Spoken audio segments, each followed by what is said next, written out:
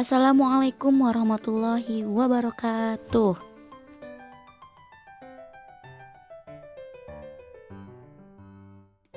Apa kabarnya anak-anak? Mudah-mudahan sehat selalu ya.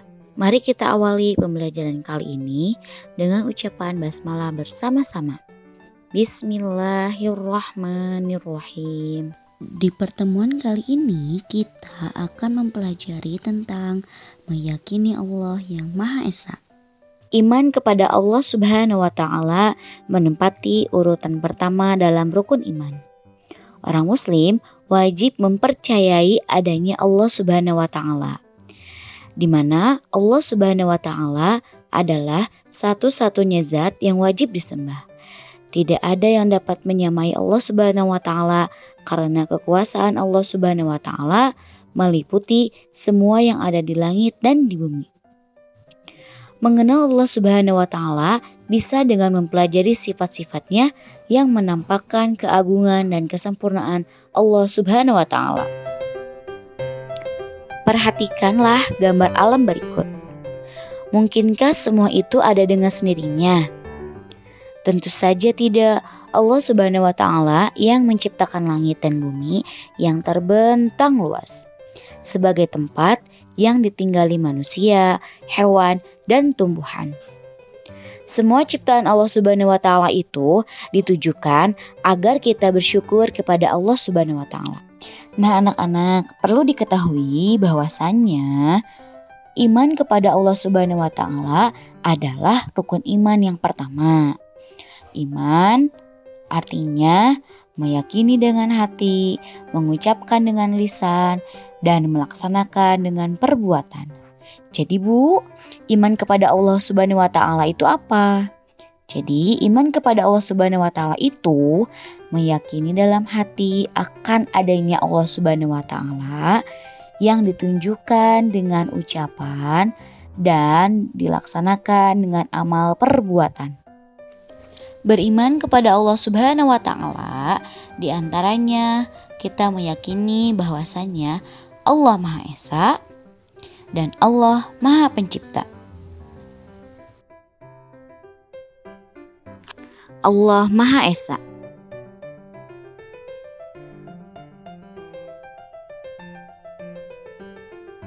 Allah Maha Esa artinya Allah itu satu atau tunggal dan tidak terbilang. Karena mustahil bagi Allah berbilang atau lebih dari satu. Maha Esa juga dapat diartikan satu kesatuan yang tidak bercerai-berai dan Allah itu tidak bersusun-susun atau tidak bertingkat-tingkat. Sehingga keesaan Allah itu adalah keesaan yang tunggal yang tidak ada sesuatu pun yang setara dengannya. Allah Subhanahu wa Ta'ala satu-satunya yang mengatur alam ini.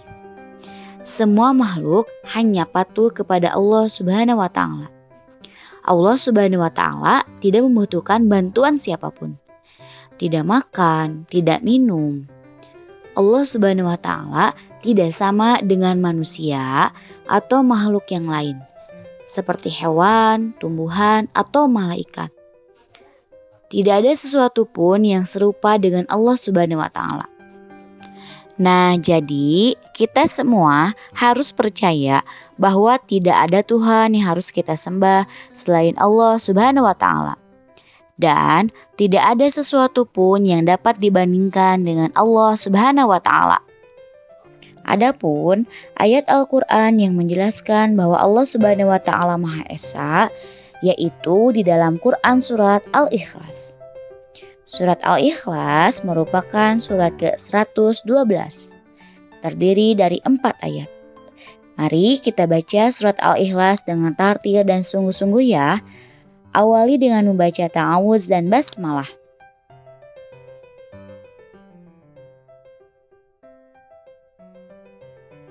A'udzu billahi minasyaitonir rajim. Bismillahirrahmanirrahim. Qul huwallahu ahad. Allahus samad. Lam yalid walam yulad. Walam yakul lahu kufuwan ahad. Arti Quran Surat Al-Ikhlas ayat pertama yaitu, katakanlah Muhammad, dialah Allah yang Maha Esa. Pada ayat pertama menjelaskan bahwa yang wajib disembah adalah Allah Subhanahu wa Ta'ala yang Maha Esa. Allah yang Maha Tunggal, tidak berdiri atas bagian-bagiannya. Jadi, keesaannya Allah itu baik di dalam zat ataupun sifatnya tidak ada yang serupa dan sepadan dengan makhluk-makhluknya. Siapakah makhluknya Allah itu? Ya, termasuk manusia, termasuk hewan, dan termasuk tumbuhan. Baik berupa gunung, angin, ataupun semua benda yang ada di luar angkasa.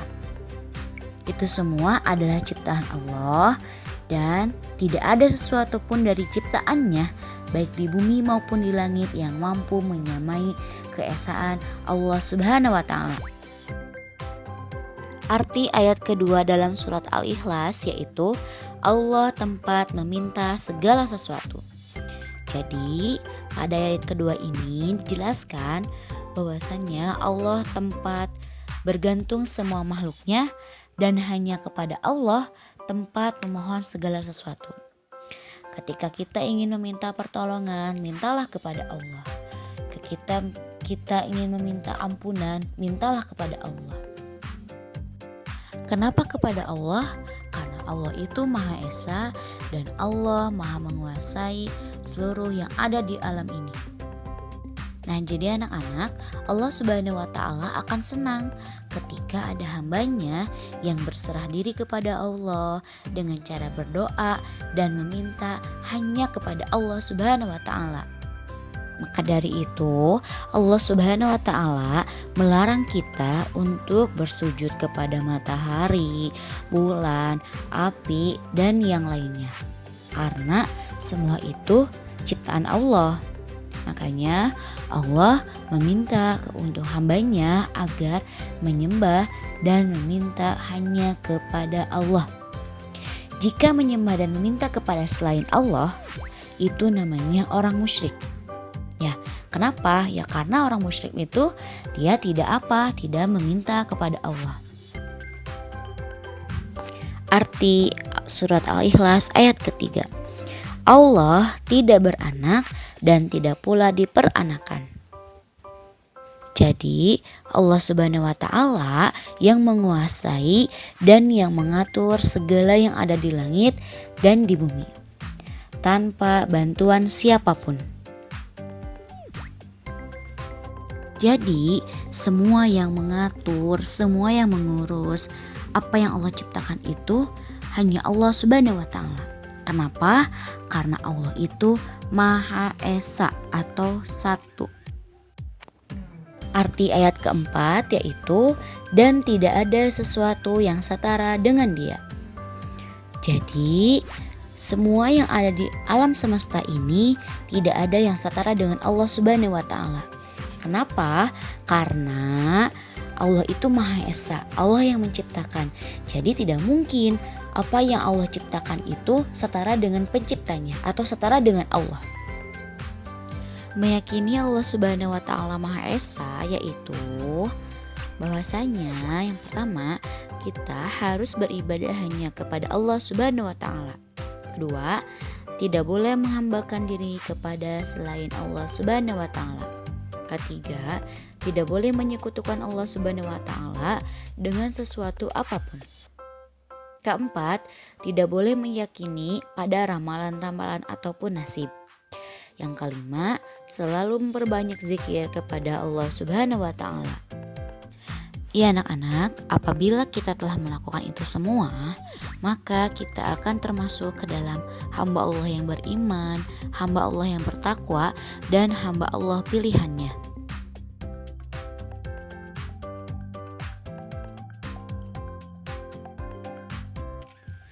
Demikian pembelajaran kali ini, mudah-mudahan kita dapat meyakini bahwasanya Allah itu Maha Esa.